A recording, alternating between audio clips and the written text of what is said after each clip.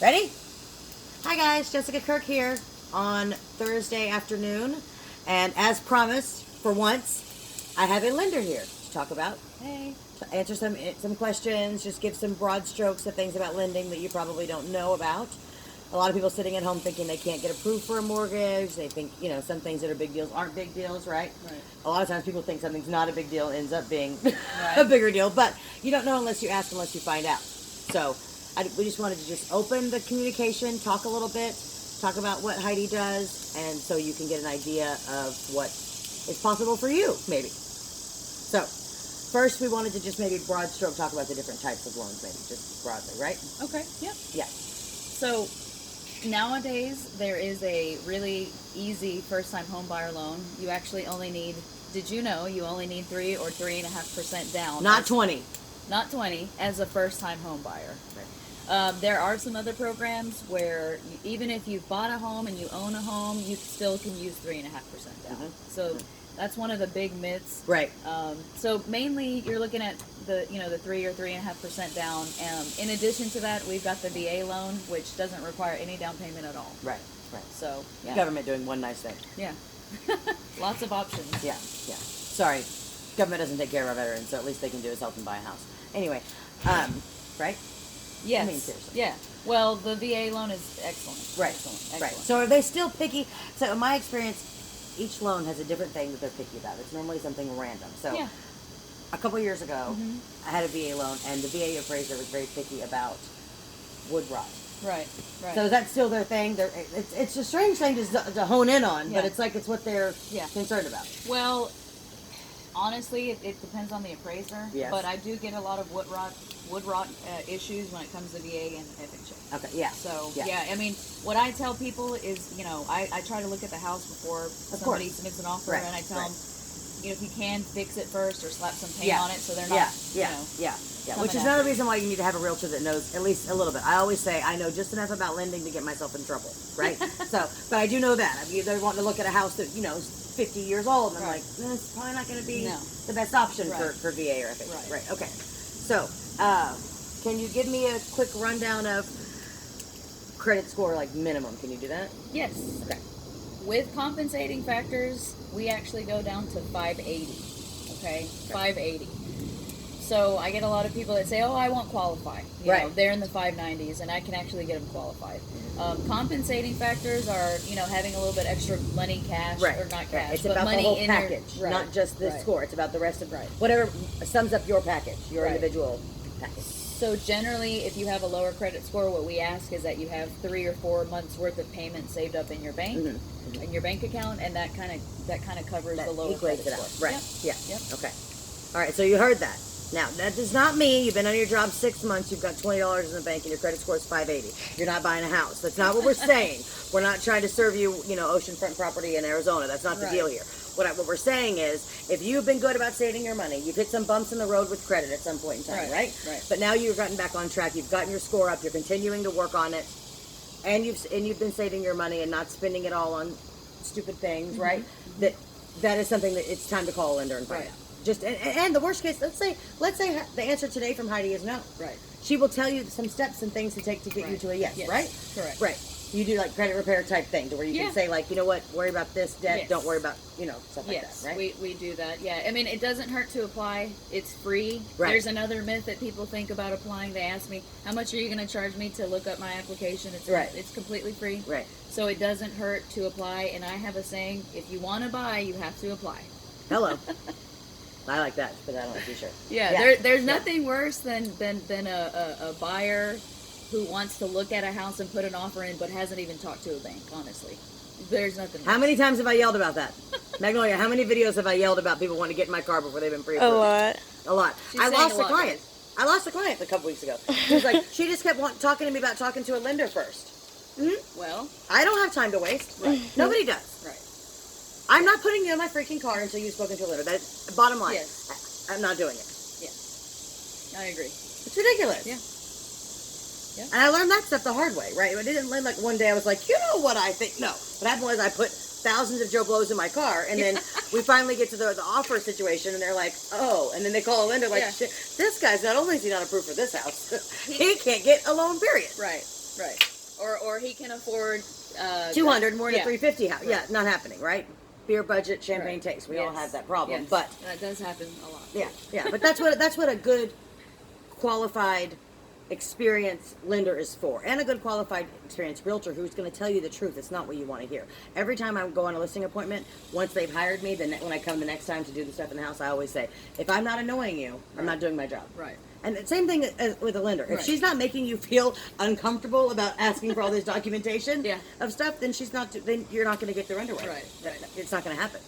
Right? Do you want to talk about some of those documents? Yes. What Yeah. are some of these documents they're going to have Okay. to pull out of the basement? So for a general pre-qualification, it's pretty straightforward. Honestly, it's going to be 30 days of pay stubs, 2 months of bank statements, an ID, and if you've been divorced and things like that, I'll need a divorce decree. But it's pretty basic. Like I said, bank statements, pay stubs, ID.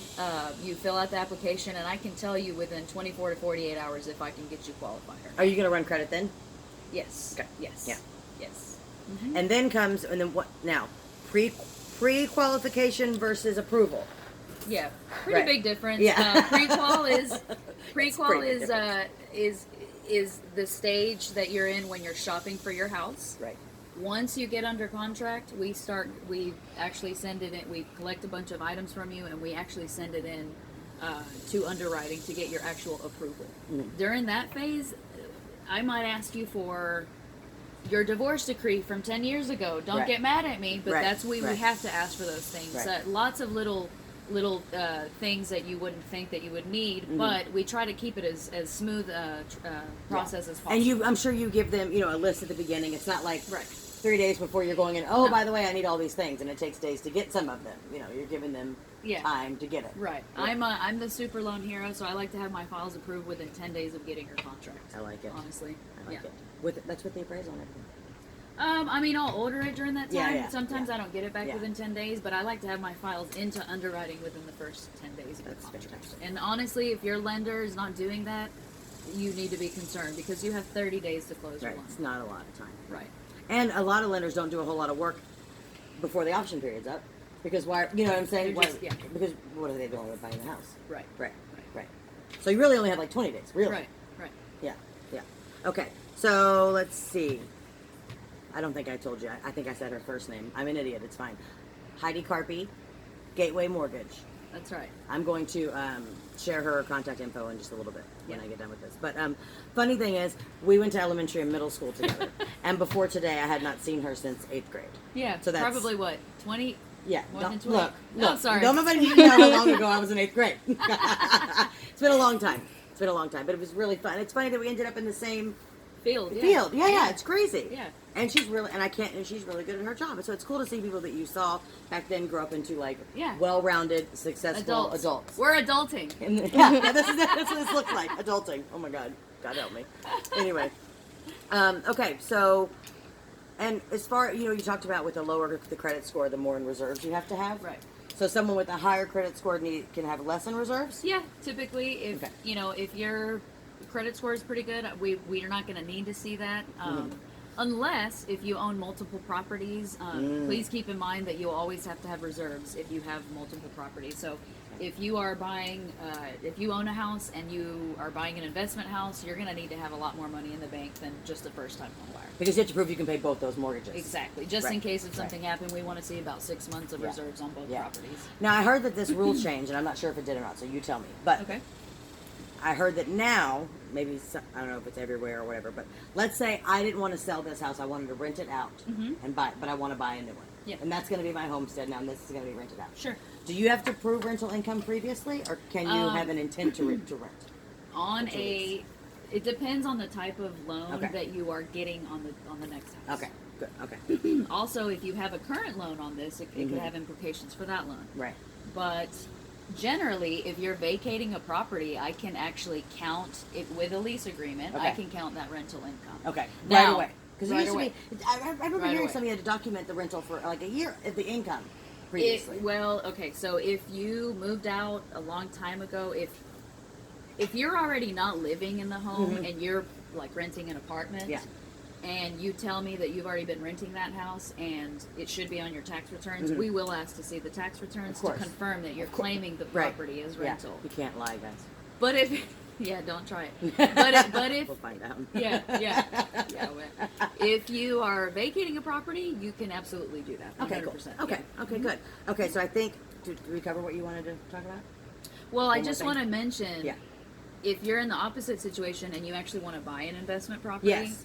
you need about 15, maybe 20% down. But with a different type of appraisal, we do an analysis. It's a little bit more expensive. You can count the rental income on your investment home as well. For the future. Yes. You count the future. Yep. Oh, okay, so Yep. it's more of a commercial appraisal kind of, isn't it? Kind of, Yeah. It's an analysis on all the rental prices in the area. Okay. Yeah, Great. but I do a lot of investor loans too, and the good thing about us is we will do them with 15% down, but the rate is just so much better if you put 20. Yeah. I like that. I like that a lot. That's good to know. Yeah. Huh. Because as I've said, if you're sitting at home thinking about wanting to get into some investment property, in my opinion, one of the best ways to get your feet wet and get involved is to invest in some rental homes first. Instead of immediately going out thinking you're going to buy something cheap, flip it and sell it high. Right. Because that takes a lot more experience. And so this is a good way to get in the market Yeah. of that, is the buying and renting. I know. We have a fly problem. We have dogs and they poop out here and the flies come. So, nothing makes you feel 'Cause we're so grosser. fly. No. Yeah, that's right. Yeah, that's it, because we're so fly. I like it. Yeah. Okay, so did we answer questions you think? Did we good? Yeah, I just want to, remind everybody that if you think that you can't buy a house, just honestly, if you're going to rent, think about this. Think about when you rent, you put down first month's rent, last month's rent. I mean, that might be your down payment. Who knows? Right. Because apartments are getting expensive Yeah, these days. and rental houses are expensive as well. Yeah, believe so me. just give it a shot, at least find out if you're able, because a lot of people think, oh, I need 20% down. That is the biggest. Right. That hasn't been the myth. case for quite a few years now. Yeah. So, 3.5% down, guys. Yeah. We can get you into a home. Yeah. My specialty, honestly, is first-time home buyers. I love them. helped They're the best. about over 88 families last year get into homes, and I'm trying to beat that record now. There's nothing better than, and Yes. we get this satisfaction Yes. all the time of, seeing the happiness in someone's face That's when right. they get to buy their first And they know home. they're investing in their And they future get for the the keys. first time. Yeah. Because if you have to decide between paying somebody else's mortgage and paying your own, the answer should always be to pay your own. Right. Why? Right. Renting is paying somebody else's mortgage. It's not. Don't do it. Right. Don't do it. And even if you're like, well, I can't afford my dream house now. I promise you, any house that you're buying on your own will end up being your dream house.